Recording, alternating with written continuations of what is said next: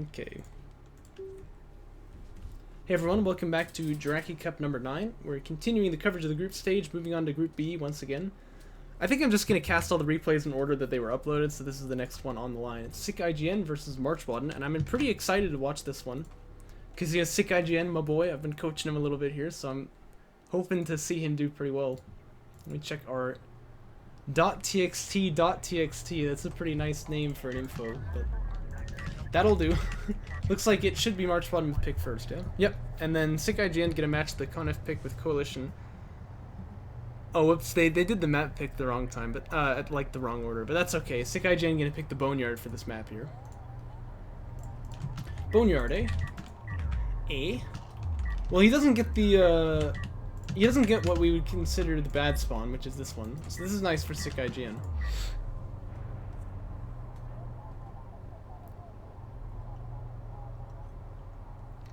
Buying AMD is a mistake. Oh.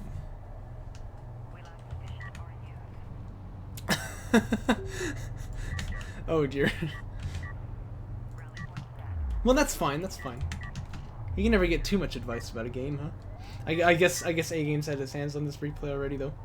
Obviously, we do post these in the public channel. I mean, everyone can watch these replays. And I always say, too, like, if someone else wants to, like, cast the games, I'm totally fine with that, too. Oh, shoot, you mean about CPU talk. Well, never mind. Now I sound like a fool. The thing is, I picked my CPU because I also need to be able to do, like, video rendering and, like, code rendering. And I think the CPU I've got is really, really good for that, so... That was actually the main consideration. I mean, I figured anything would be fine for games. I don't really... Code rendering, oh shoot. Building, you know what I mean. You know, nano, Tecmo, gizmos, and whatever, right? That kind of stuff. I swear I'm not one of those people. Anyway, the games that I play, I knew that, like, the CPU would be fine. You know, I didn't try to go too optimized for that.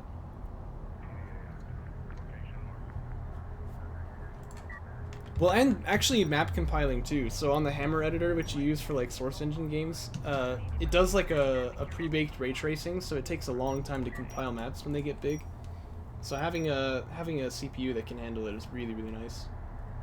But yeah, the biggest like drain on like my laptop CPU is like when I'm rendering a video and when I'm building like the code project for my game. It takes like a really long time. So I should talk about the game that's actually getting played, though, shouldn't I? It's 2PC once again for MarchWaden here, but he did go ref mode for... Oh my gosh, this is insanely greedy, actually. Well, he's pretty lucky that SickIGN, they're not going to be pressuring him with the AVs here. Instead, it's going to be carry production upgrades, so probably going to see a lot of LAVs here. Well, yeah, it's a long-term project. I wouldn't expect to hear too much about it anytime soon, you know? It's one of those kinds of things. Don't really usually manage to punish March Grade. Yeah, well, this is what I noticed when he first started playing, is I was doing, you know, Rail Rush builds, and I wasn't actually as good at it back then as I am now, I think. That was my biggest problem, but, like, I really couldn't punish him. It was crazy. But you're right, SickIGN is very, very predictable. He goes for greed almost every game. I've been trying to teach him the ways of the AAV rush, but it's definitely, it's clear it's not really his style, you know what I mean? So if that's a read for MarchWaden knowing the player, I think that's really smart, but it's probably just, he's probably just greeding because he feels like he can get away with it. And well, in this case, it looks like he can, right? He doesn't even have tech started yet, he's going for raiding first, this is crazy. But his opponent did SC first, you know, so he's going to be feeling okay here. And having 2 PC, he can outmatch the LAV productions. This is actually really not too bad. But we do have Armor 2 on the way for SickIGN really, really fast here. Now, what would be really funny is SickIGN could go for production upgrade again if he realizes how many skins there are, and he should with this probe. He should be checking and seeing what's going on. And in that case, he'll still be able to... In that case, he'll still be able to, like, push with the LAVs, because he'll have more of them, but, uh-oh, this Space Burner looks a little int here, doesn't it? Ooh. He doesn't have Assault Pack yet. Yeah, so this guy is almost certainly deady spaghetti, as they would say. Actually, he really wants to be careful with these LAVs too, because he could lose the blob here if MarchWaden jumps over the hill on him. Oh gosh. Actually, he's going to leave that base burner alive too, but no, okay, he will finish the kill. This is making me very nervous though. Looks like he does okay. He does okay. The thing is, if these sand skimmers jump over the hill and get the high ground there, he might have just been able to win that trade flat out and just kill him. They're both armor 2 right now. It's actually MarchWaden with the upgrade lead. Railguns, by the way, getting tech now for SickIGN here. This is Con F. I mean, we could have had some BD shenanigans, but it doesn't look like MarchWaden's invested into that at all, so... Yeah, Daddy Spaghetti, you never heard that before? I will admit, I never used to say that until I was with Sarah, so it's clearly a her thing, but... Like saying yike instead of yikes. Railgun Fab almost done now. SickIGN trying to catch up in the upgrade lead here. He does have damage 1, almost finished. It's kind of cool to see, you know, both players investing this heavily into Strikercraft upgrades. But the thing is, SickIGN does not realize he actually has the push obligation right now. He would know this if this probe was out scouting, right? And then I think that production upgrade would look pretty hot. As well as damage too, I guess that's also good. But getting the numbers, I think, is more important than the upgrade, to be honest, at this point. This is a good trade for him, though. He's going to use the boost, right? You really ought to use the boost. Oh, it's on cooldown. Ooh. But anyway, if he gets that third production upgrade there, or, well, it's second production upgrade, but third line, you know what I mean? Doesn't matter, he's going to take a really good trade here anyway. But he would be able to outproduce the 2PC there and then, you know, really put the brakes on MarchWaden's greed here because he'd force him to respond. As it stands, interestingly, he didn't actually fill out the second base with, like, CU miners, but here's a support cruiser for SickIGN, so it looks like he is going to move up onto 3 base himself, and he will get that saturated before too long, and he does have a really good ability to push right now, so like I always say, you know, you should push when you have the, well, like when you take a really good trade on the skims, now you can put pressure on your opponent's economies. This is always a good idea. Let me check the resources tab here and see what things are lining up like. SickIGN does have a lot of money here, that's definitely should be said. He's only seen skims, so I mean, if it were me, I would be a little bit worried about air here. I'm gonna dive on the Con F base runner, by the way. That's always a little bit sketchy, but he's not gonna be punished for it this time. I'm about to finish damage too, so it looks like he doesn't want to take this trade just yet. Almost killed that base runner, that would be really nice. That thing will just heal up instead. But he's taking good trades here, so it's kind of okay for him. Oh wow, yeah, look at the units lost tab. I didn't even notice this. I mean, how can it be 5 and 650? Oh yeah, shoot, the base runner, sorry. I'm dumb. But yeah, I mean, if I were SickIGN, I'd be worried about air right now, because that definitely seems like a possibility. It's actually going to be carrier push, though, so pretty lucky he's building railguns then, isn't he? He's even teching Mag Excel, which normally I would say this is a mistake, right? Like, based on the information that SickIGN has, this is a mistake, just flat out, but it's actually exactly what he needs right now, which is pretty lucky for him. He had that probe, though. I mean, the probe really should be a bit more proactive for him, I think. Oh.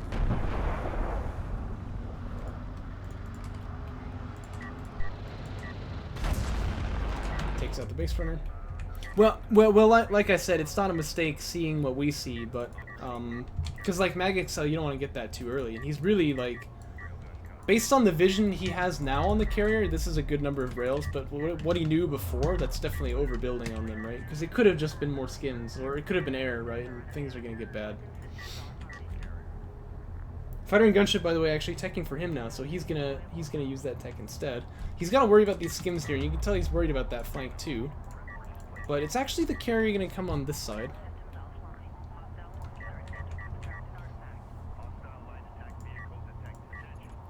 Well, he is getting carrier power, to be fair. He's actually capped on CUs right now. But... Or wait, no, what am I saying? I mean, if you go LAV first, that's normally your problem. Well, no, I'm not saying it's a bad build. I'm saying based on like the information he had, right? Like he didn't know what MarchWaden was doing. Because it could have just been mass air, and then he would have really died. But right now, by the way, I feel like MarchWaden is very punishable. He's just kind of floating this carrier out in the middle. The thing is, SickIGN is worried about this flank, right? And that's whoa. Sick freaking drift, man. This is something that often happens on this spawn. I just think that despite what you're saying, it's not bad. I see. Well, maybe you're right. You are better at this game than I am, so I should probably trust you. Anyway, on this spawn, the carrier often gets like trapped on that side there. Base runner denied, by the way, by MarchWaden, but I mean, this is fine, because SickIGN's taking a really sick trade here. In fact, I think he should have pressured on that, but again, he doesn't know what's in Fog of War, so maybe that's fair to back away there. Sending the rails over onto this side, though, he wants to try and stop the extract. This is a little awkward, though, because of the setup of the dunes here, but looks like he has figured... Oh, gosh. Da-da. Da-da. Really nice splitting, though. Ooh. Oh, he's better. That was really good splitting. And the LAVs are going to be here in time, too. This artifact will get out, though. Air doesn't really kill that side. Well, maybe not, actually. I mean, the LAVs do have anti-air. You're right about that. Uh-oh, LAV's a little bit out of position, speaking of which, right now. They need to be here to cover the rails. Remember, this is damage 2 skims, so they really chunk. I mean, they will kill these rails super fast. Yeah, they've killed all of them but one. That's crazy. And that facilitates the carrier in a big way. And yeah, look at this. He immediately starts bringing that guy back forward. So very, very good trade by MarchWaden there. We do have air coming out from SickIGN. Oh my gosh, you're right. He is floating a bit. Okay, this is a point where you can't... Hey, he's in the chat. This is a point where you cancel power 2 and you start production upgrade, because you got to get more units, right? And by the way, when carrier is stuck like this, hit stop, and then V and drag it out so that it'll just rotate, and then you can get out. That's kind of the way to fix that. This is game 1 against MarchWaden. Oh! That was close. Range upgrade coming up for MarchWaden, that's what he ought to do. He does have Con of Siege coming out. Now again, this is kind of MarchWaden's big win condition. This is just a strong unit in anyone's hands, but he's very good with Con of Siege, so he wants to get to this point, and he's reached it, so this is feeling pretty good. These Con of carrier missiles always make me nervous, man, because like, geez. You know, like if they land in the big LAV blob and just kill half of them, like it's game over, right? So SickIGN needs to somehow manage to muscle the fact that he's got tack bombers in it. Man, he needs to, you know, take advantage of the fact that he's got a lot of LAVs and he's got rails, but it's ouch. But it's tricky because kind of Siege is really going to deny the rails at close range, and these LAVs are not really going to be able to do anything to them. They have to be used like elsewhere. So, but this is a really good angle here, though, bringing the rails out onto the side flank. Although he really needs to have them targeting the siege here. I don't know what the space runner is doing here, though. It seems a little odd. Rails right now, though, kind of just targeting like assault ships out here on the flank. And kind of siege is going to use its barrage ability. Then does a lot of damage to these rails. Only 2 of them remain. I guess maybe the base runner is here for anti-air. To be fair, he does have air, so. Carrier, though, gonna, well, with the air, that is, gonna confirm the kill on one of the kind of siege cruisers, which is pretty nice. And SickIGN spamming SCs for his life here. I think that is the right call. I would actually still like to see this carrier production upgrade come out, though. That, and then put all of your power in armor here, because you just gotta survive right now until these SCs are out. It's still 2 con of siege. Gosh. Yeah, I don't know. I don't think he lives this. I think the carrier's just gonna miss him. Yep, down he goes. That's a pity. I feel like SickIGN really had a very powerful army on the field, but I just didn't quite catch the macro over here, or the micro over here, and then off the back line he wasn't really producing. So once the rails went down there, MarchWaden was just like, well, I guess I win now. And to be fair, this is something I've always said about MarchWaden, right? Is that he's got that killer instinct. He sees like, huh, I guess I'll kill you now. And he'll just come in, you're dead, right? So that's exactly how he wanted to play this. So very well done by him. Move on to game 2, shall we?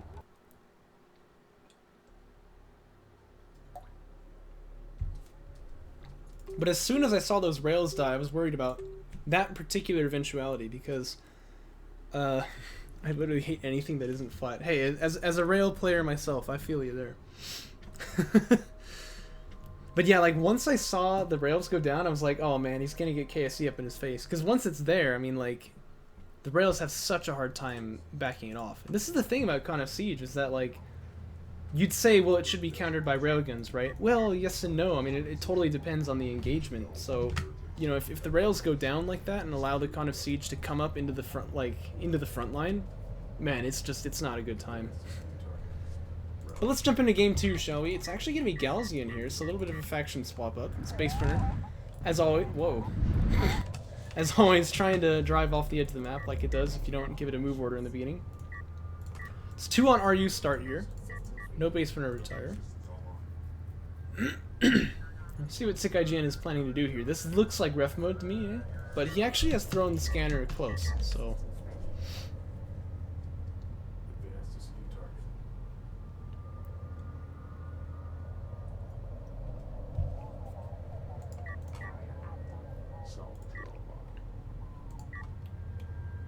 Yep, it is going to be ref mode.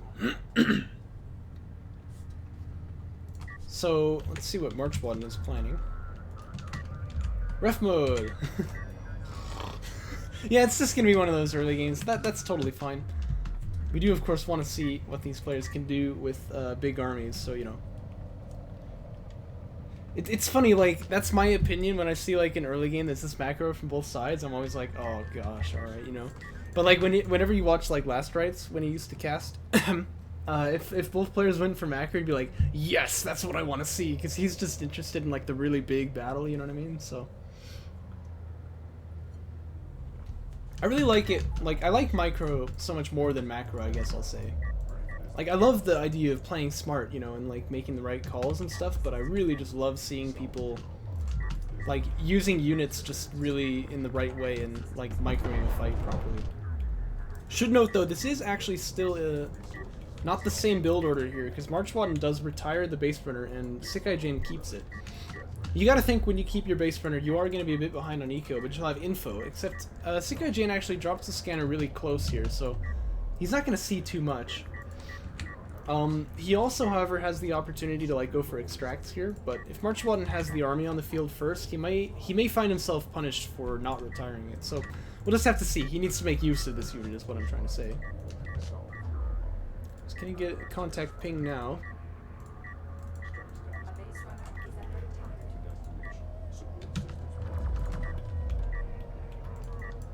This should be 2-on-1, so we'll win that. The question is, can these skims get anything done on the back line here? So yeah, it does force that sand skimmer to back away.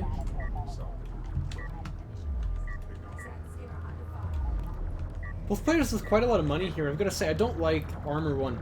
I was saying this before about builds that are only skims. You're very, very vulnerable to tech. I'd say, like, teching is a lot safer here. Especially because, again, he kept the Base Printer, but he didn't drop a scanner far, so he doesn't really know what MarchWaden is doing here. I think, like, Railgun tech or Assault Ship tech has got to be the move here, rather than, you know, just sitting on sand skimmers like this.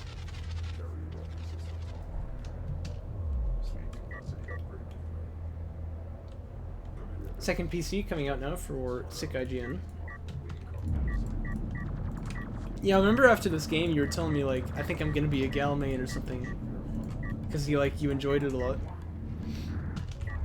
But yeah, it's definitely, I think it's harder to pick up than Coalition, because you know, you have to really react properly to things really quickly, I think, as Galzian, or else you find yourself in a really tough position. By the way, this fight, SickIGN will win if he keeps that high ground, but he chooses to back off of it. He needs to bring this Base Printer back in then, and yeah, he is going to do just that, but... Oh no, the focus fire on the skim in the back line. Oh, this is so bad. Alright, he finally realizes, but it's really too late. He's like, got like only 3 left here. Base Printer heal's still going to come big here, but again, that Base Printer could have been in the fight in the beginning. At this point, he has to bring that PC back home, because otherwise he's just going to... He's gonna be in what I always call the meat grinder, right? Where guys are spawning and dying instantly. That's not where you want to be. Skim's here, gonna chunk this Base Printer down. Maybe. Leaves it at 71, it's a little bit awkward. Yeah, he is gonna finish that kill there. But yeah, this is that meat grinder I was talking about, right? Just hold on the Skims and chunk them down. Skims had their passive regen nerfed a little bit recently. I can't remember which patch this was, so... This is a little bit less punishing than it used to be, but definitely this is bad times for... Oh my gosh. Well, that's probably a mistake for MarchWaden there. Who knows? Maybe he actually means to do this, but again, he would turn off the resource controller if he did. Yeah, gonna bring that PC back. I think he just accidentally queued it. SickIGN, if he notices these salves, because he has that scanner, he's gonna be like, what the heck? Anyway, it's a little bit academic though, because this is tremendously bad for him here. Look at the units lost tab. Oh man. Extract coming out too, and MarchWaden is bringing that carry forward. Again, I said he's got that killer instinct, right? No tech from MarchWaden, remember, like, he hasn't teched anything here. Right, as he techs rail theft. Whatever. But, you know, he knows, like, hey, look, if my opponent has got no army left, then I'll just drive in with the carrier and just literally finish the game in, like, 10 minutes. That's what he's planning. And he's coming in with a fury. And yeah, this Gaussian carrier in the early game, like, it's definitely a scaling type of carrier, right? It does not defend well in the early game, so... It's not like Con F that way. So yeah, he's really, really slowly trying to, like, drive over and do something to help. Not much that he can do here. Skim's gonna rip off, I think, all of these salvagers. Distraction comes out for MarchWaden. He does have rail tech. I mean, honestly, at this point, he doesn't really need it. I think just going into power reserves is the call here for MarchWaden, but, like, that's fine. SickIGN starting to build some assault rails, but these things are really going to melt. I don't know if that's even really the right call. He's actually opened the wreck over here, too. I don't know about that. Yeah, Gaussian is definitely cool, but it doesn't feel very cool when you get behind like this. It's very, very punishing if you don't play your cards right, I think, as Gaussian, so...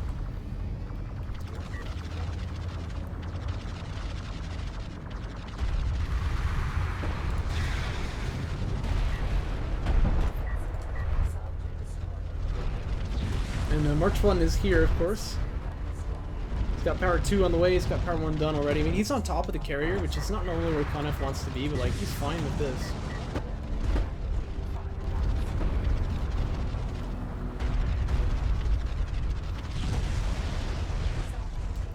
Because he does just have the better weapons. This is not true in vanilla, maybe I should mention. Because, like, in vanilla, one thing about the Con F carrier is that, like, it does get a rate of fire bonus when you power up the weapons, but it doesn't get, like, the missile bonus that all the other carriers do. But in Jaraci, that's not true anymore, so it can actually fight.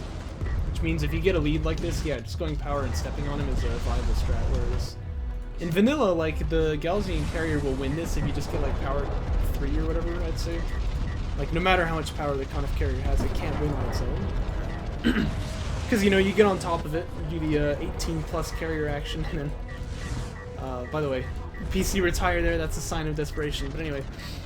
The Con F carrier just has no DPS at close range, but in Jaraci that's not true, so you do have to watch out for...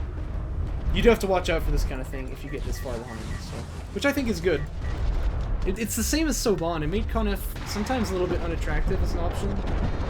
Because, like, your carrier really is just weak sauce if it gets into an engagement. But he does win the game there. Manages to kill off the Gaussian carrier with the Jaraci Con F carrier, much more powerful. And it all comes down to that one skimmer trade, really, right? Which is how Gaussian is in, like, GVG. KVK is about the same as GVG, right? Or this is Gaussian versus Con F, I suppose. But it's very much on a knife's edge. If you lose a trade like that, you can just lose the whole game like that. So you really gotta be careful. Anyway, I guess that's series 2, isn't it then? MarchWaden winning with 2-0. Although he really could have lost game 1. I think SickIGN put up a good fight, but it's clear his Gaussian is not quite at the level as his coalition. So MarchWaden having a pretty easy game 2 there. And I suppose we'll move on to the next one, but thanks for watching.